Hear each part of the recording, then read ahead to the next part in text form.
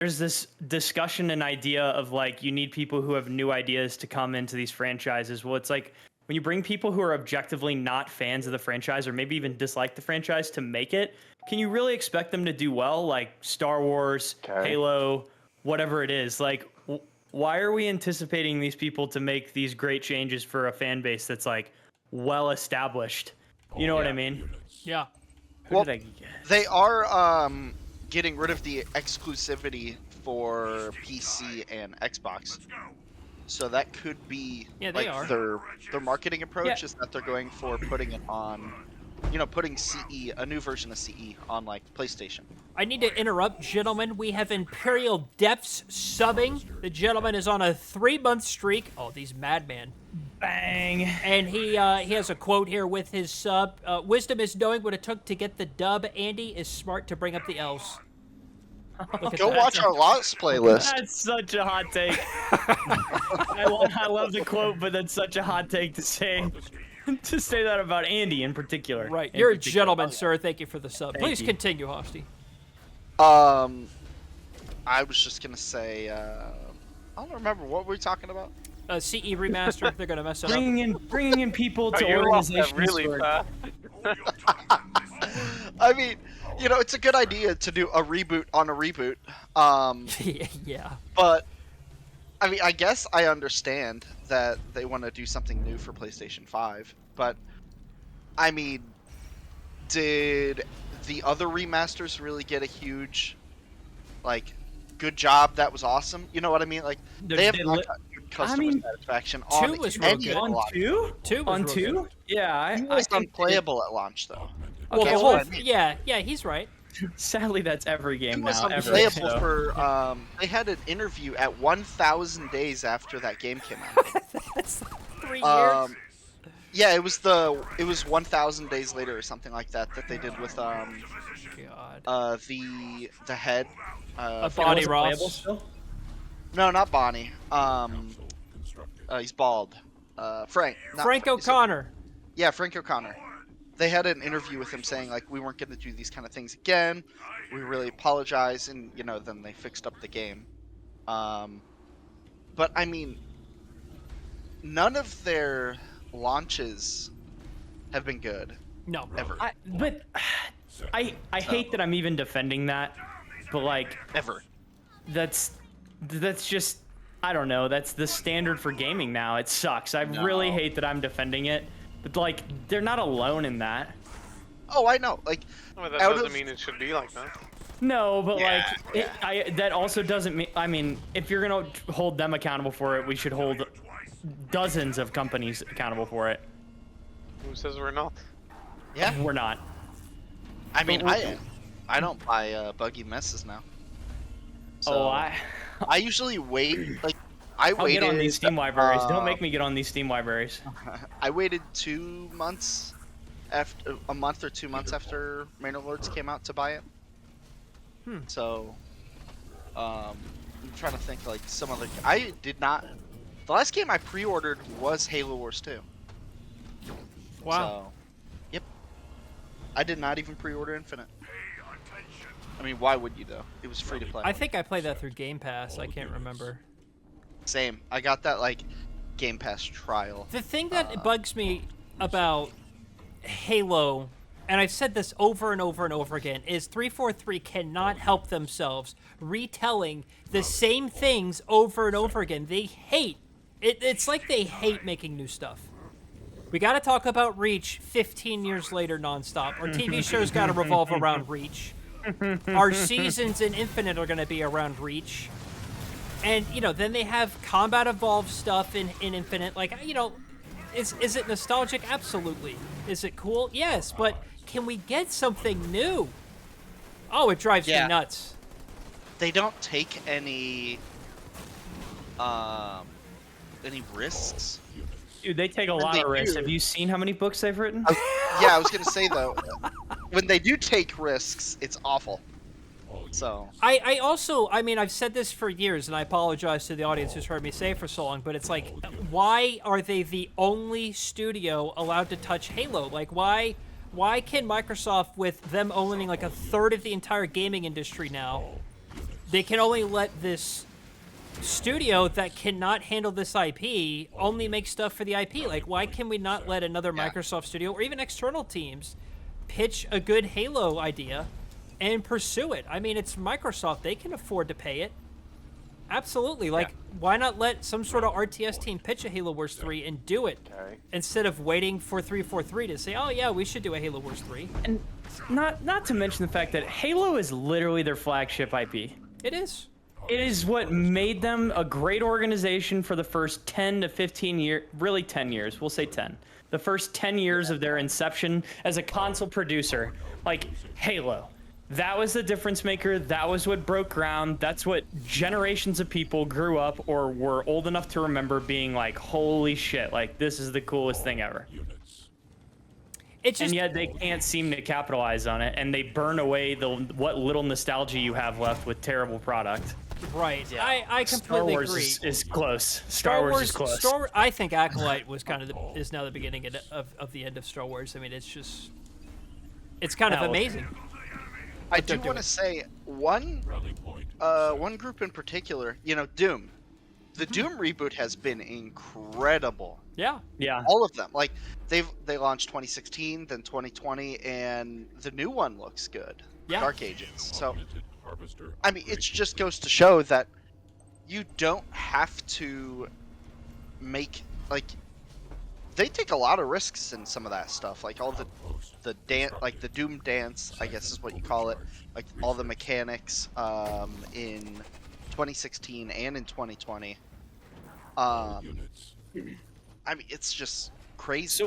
So I like what Helios said in the chat because I want to play off that, which is he's saying that Gears of War E-Day looks cool based on the trailer. And what I think is so interesting about that is there was an interview with one of the main Microsoft guys, I can't remember which one, where they were talking about how like the studio was just clearly not finding its groove with the product that it was creating. So because 4 and 5 did not have good reception. So instead of remastering a game or something, they went back and made a whole new one in an era that they knew that the people love while they try to find their footing and actually like have confidence in their product. Yeah. I actually, Gears E-Day looks sick. The only thing that, I'm a little beat up about with Gears E-Day, and this has nothing to do with E-Day, is that it's really going to end up being like 10 plus years before we find out which ending is canon in Gears 5. Oh, yeah. I don't know how they're going to do that, because that was a really bad decision to make a very pivotal plot point choosable. Like, you know what I mean? Super linear game. Yeah, in a very linear setting. In a game that is meant to be linear. Yeah. That's wild. It's just so interesting on how I think Microsoft does not have a good history with managing their studios for the last decade. Really, since the Xbox One generation, I don't think that, like, can we really think, besides probably Hi-Fi Rush, is there any like must play, you have to play this kind of game that Microsoft has made since the Xbox One era? I mean, I can't really think of anything that they've actually made. Yeah. Oh, like Xbox Game Studios. Since what era? The Xbox One was announced. So 2013. No, not really. I mean, I like Sunset Overdrive, but that's kind of... But like that's like one game, and it was at the inception of the Xbox One. Right. And they're... I mean, is that a launch title? It was. It was. No, Rise it might have been is another. Rise was pretty good too. Rise was really good. Yeah. But like, I don't know. I get the point you're trying to make.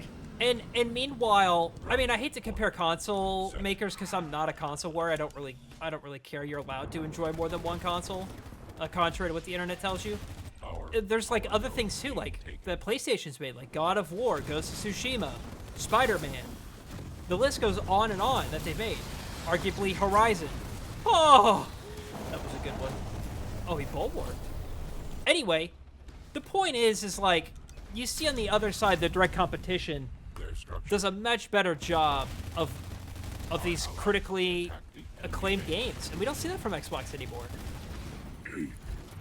I think it's interesting because this is an issue in most industry, and I think some of it applies to the video game industry, is that people are afraid to fail.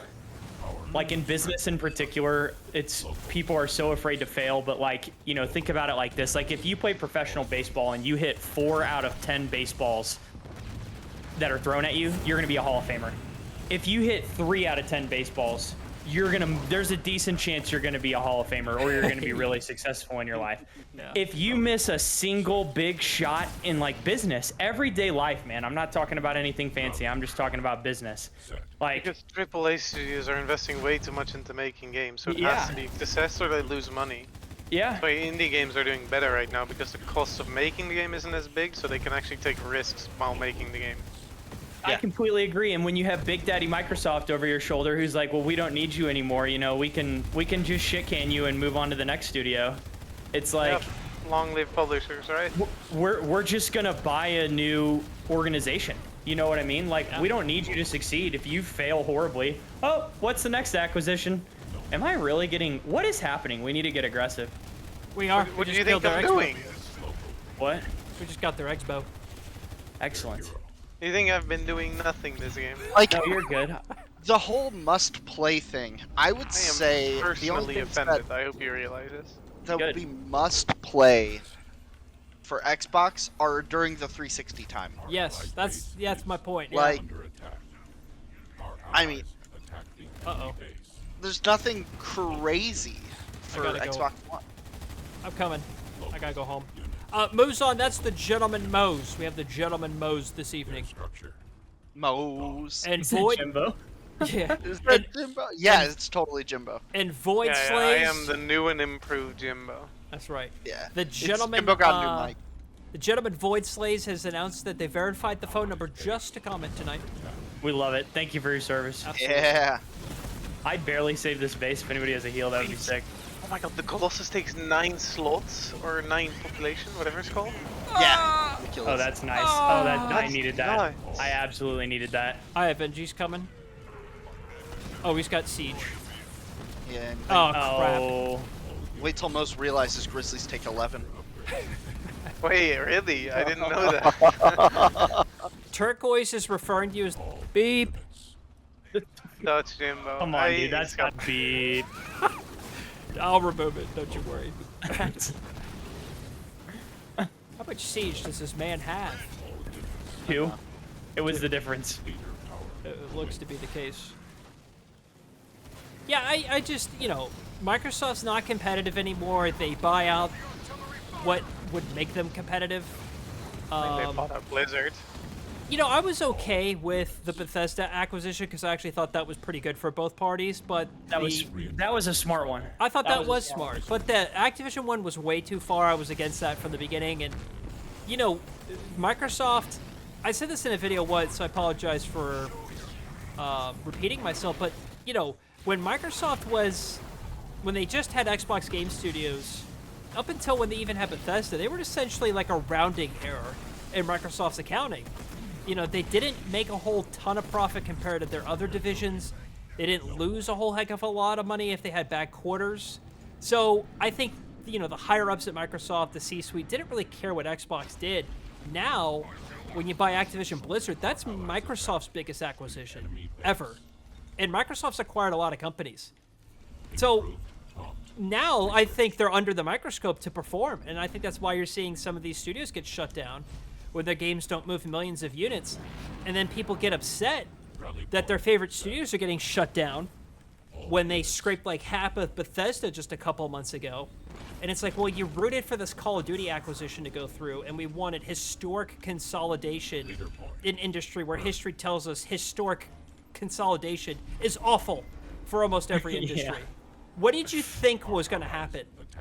And people don't care because they don't think about that. They just think about Game Pass. Game Pass prices are going to go up, and you're going to get shittier yeah. games because of it. Yep.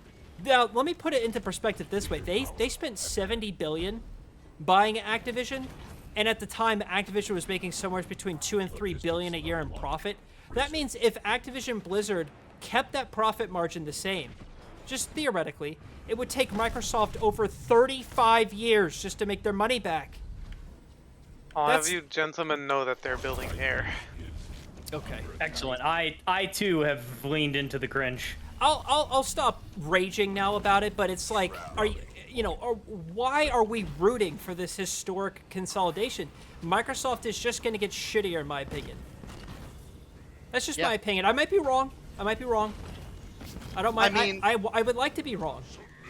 I mean, if you look at it, they lost the historic console war because, I mean, they did it to They themselves. absolutely lost. Because, I mean, they just threw everything on Game Pass, threw everything on PC. They lost as before well. that. Like, no one's going to buy an Xbox anymore if you could just buy a PC Hang on, and play more games on a PC and play all of Xbox games on the PC. You know The what I mean? Xbox One got murdered by the. Yeah, you like what I just did there for you too? I did. That was beautiful. PS5, after, like, the whole, like, COVID shortage thing, is bussin'. They are That leader selling. power is crazy, by the way. Yeah, it is ridiculous. Maelstrom? Yeah, Maelstrom is Yeah. bonkers. Cataclysm. It only costs power? Yeah. That's nuts. Oh, yeah. I went through the teleporter. Oh. I didn't think I to. mean, Mose is fine. Oh yeah, Moses. That all got. The leader powers just demolished it. No, he did steal 3 of my, whatever they're called, the big dudes. Gundams? Gundams. If that's what they're called. Absolutely. That's what they're called now. It is a technical term. I see. I'm sorry, do they not look like Gundams? I'm sorry. The last point I'll make about this, and then I'll leave it alone, is, just look at other industries where we've had this consolidation. Every Literally- hero power is getting dropped on me. Every single industry. Yeah. Gas. Are they better because all these companies have combined over the years? I don't think so. And everyone says that Microsoft's going to be the exception to the rule. I Gentlemen, disagree. I don't have an army left, and there's a massive army standing very close to my base. Ooh, I'll Bro, allow that. This one Helios. here? This one here? Yes. I'm in rear. Helios does bring up the whole PlayStation, doing PlayStation things on PC by making you add your own PSN account. See, but Microsoft's been doing that forever. You mean the shit with Oh, Helldivers? yeah. Microsoft has also literally been doing that forever. But here's the difference, though. Microsoft and Windows seamlessly transition, like, you know what I mean? Because it's the same company. Versus, you need, like, it, because, the Xbox companion app is built into Windows. So you don't really have to do much else. You create a Microsoft account usually when you create your computer. So, or like, sign up for the first time. Yeah, but I think the Helldivers issue aside, this PSN account requirement for their new games is a total non-issue. And I think people need to stop. Oh, hang on. Yeah. People need to stop. It's not as bad as it could be. Well, with the Helldivers one, that was kind of messed up because people who bought the game can't play it anymore. With Ghost of Tsushima, With country restrictions, literal country well, restrictions. yeah, that's against what I mean. PSN. Like, you can't Yeah. play it anymore if you bought it and you're in those countries. That's kind of messed up. With Ghost of Tsushima, it's optional for the countries that it's sold in, and it was never sold in the countries that they're restricting it in. So, I mean, those people just didn't have an opportunity anyway. Does it suck? It does, but it's if your country's supported, which the majority of players are, and you can sign into PSN and move on with your life. It's a non-issue for the Helldivers 2 aside, is my opinion. Yeah. That's fair. Like, yeah, I do agree with that. If Helldivers launched with requiring a PSN account, I wouldn't have seen that as an issue whatsoever. Oh. Yeah. You know what else is an issue? The fact that you're not in the Discord link down below. Get in there. Thank you.